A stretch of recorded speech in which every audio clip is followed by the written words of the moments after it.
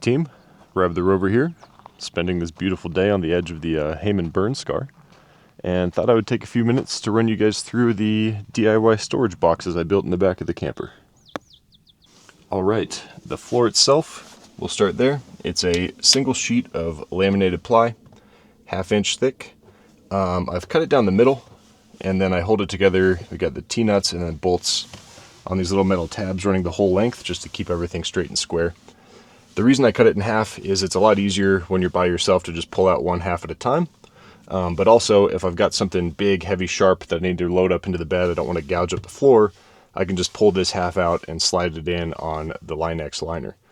In the corners, I've installed these little eye hooks to put the turnbuckles onto.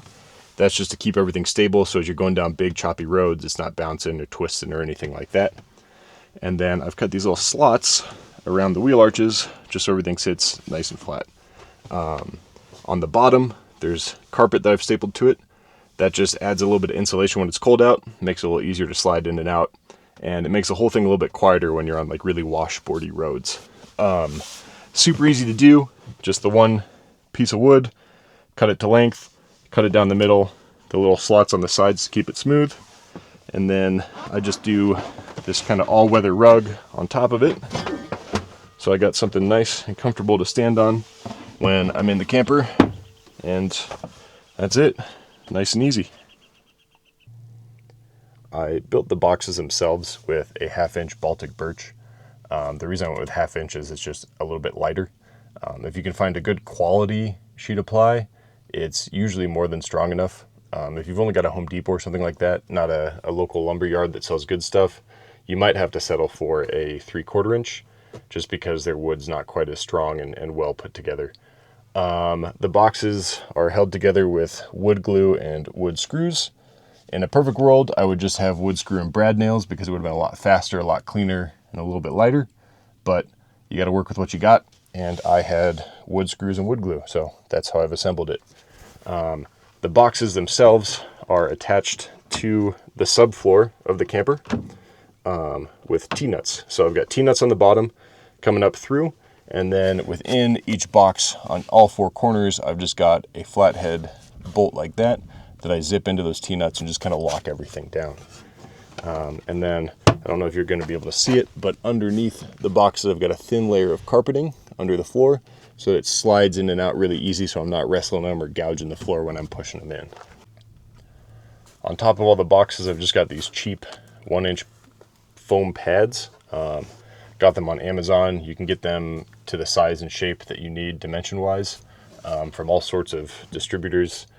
Not the cheapest thing, not the most expensive thing, but it was nice to be able to cut them all to the exact size I need for each lid. So I got one for each lid, big or small. And then that gives me a nice surface to sit on or to take a nap on a long drive.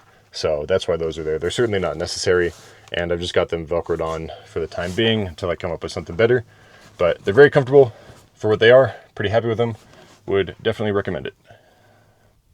All right, I have emptied the front half of the kitchen box. I figure I'll do that on both of the boxes and just kind of run you through. I don't know if you can see or not, but the first box ends kind of where my fingers are, and then there's a second box behind it. The reason I did that is sometimes I might need one or both or neither. I can just unbolt one box, slide it out, unbolt the other one, slide it out. And then I also thought for future proofing, I might want to design some other stuff later on where I can just put more T-nuts from the bottom of the subfloor and bolt them in from the top. And so I wanted that modularity. So for one, I can do it by myself, but also for the future, if we decide to rework the camper, come up with a different layout, I don't just have to scrap the boxes and start from square one. So the kitchen box, the front obviously opens up. It's got some magnets in these top corners that hold it shut, and it actually works really, really well. The front opens so that when I'm camping, if it's nice out, I've got the tailgate as a cooking area. I can keep my stove down here in the bottom, and all the kitchen on top. I can just pull it out and have a space to be. Down in here, I don't know if you can see it or not, I just keep a couple pieces of foam tucked in here, and those are just to kind of help keep the stove from sliding around. On the bottom of each box, I also just have this 1/2 inch thick foam and a little bit of carpet. I just had some leftover foam in the garage, so I just figured a little bit of insulation when it's cold out, and the little carpet to just keep everything from banging against the hardwood. This floor inside, this piece actually is loose and floating. The reason I did that is I can pull it out and use it as a prep surface or a workstation while I'm cooking and cleaning, but also because of the other aspect of how I designed this box. So that's the front of the kitchen cubby when it's nice out. But sometimes wintertime, you're skiing, you're hiding from cold wind, blowing snow, you want to cook inside the camper. And so for that, we also made a lid that opens from the top. Also held closed with magnets, just kind of bolted hinges on the back, nothing crazy there.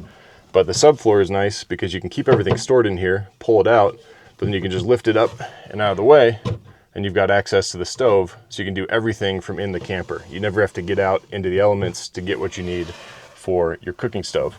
Let me open it back up from the front here. You'll see we basically just put an extra 1/2-inch piece of wood running the length, and this little piece on top to just kind of lock it in so it doesn't slide around. And that is the front kitchen box. The back half of the kitchen box is nothing special. It's just a cubby. Same thing, it's just a box. It's got the foam on the bottom and a lid that's held with a magnet.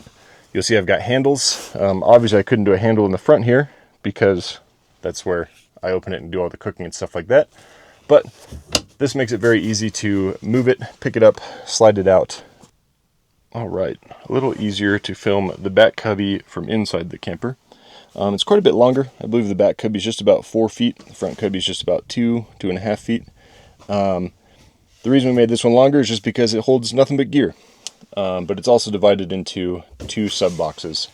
So this front box here is storage for our battery pack.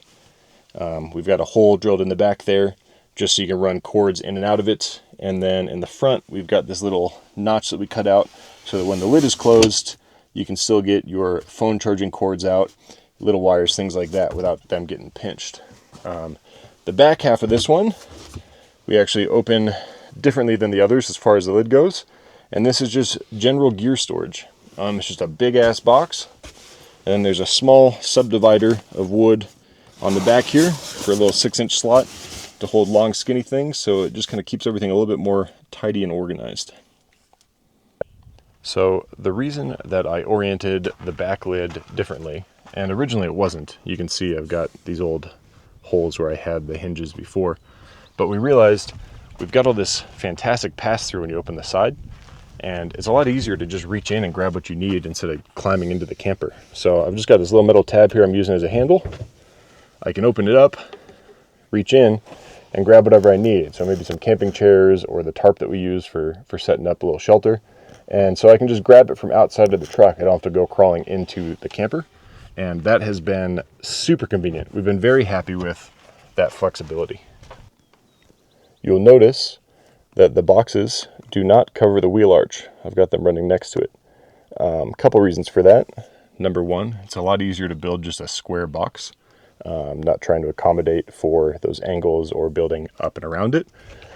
Faster, cheaper, easier, stuff like that. But also, I've got these mole panels along the sides, and so it's nice to have access to recovery gear, axe, saw, things like that, where I can just open the side and grab it. I don't have to go into the cubbies.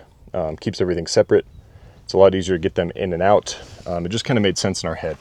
It was a lot cheaper, a lot faster, a lot simpler since we're not the best woodworkers, and we still have plenty of walking space on the other side. A couple things I would do differently. I think I already mentioned it, but in a perfect world, I would have had a nail gun. I would have been able to just dap some little brad nails into the corners. I really feel like the wood glue is more than strong enough, but during the curing process, it needs to be held by something, and so we did wood screws. It's what we had. It's what the budget allowed.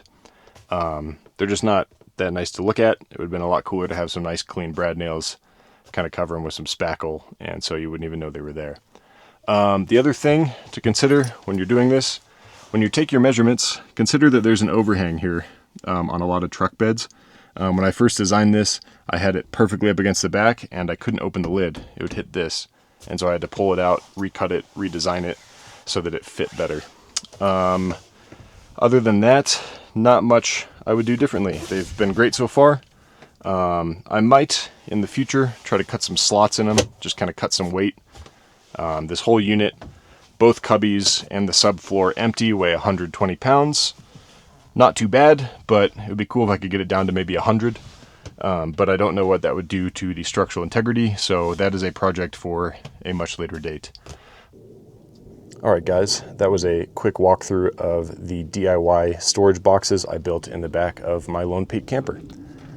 When I get home, I'll make a little slideshow of just individual pictures of each box by itself and of the subfloor, just so you kind of have a better idea of what it looks like. It might be kind of hard to picture each piece when it's all just crammed into the back of the camper with stuff covering it.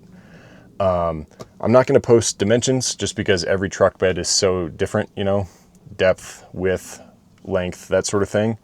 But hopefully this is a good starting point, give you some ideas on how you can build yourself some quick, easy, relatively affordable boxes for your camper that are also pretty modular and allow you to still use the truck in a functional way. If you have any questions, just drop them in the comment. I'd love to try to answer them for you.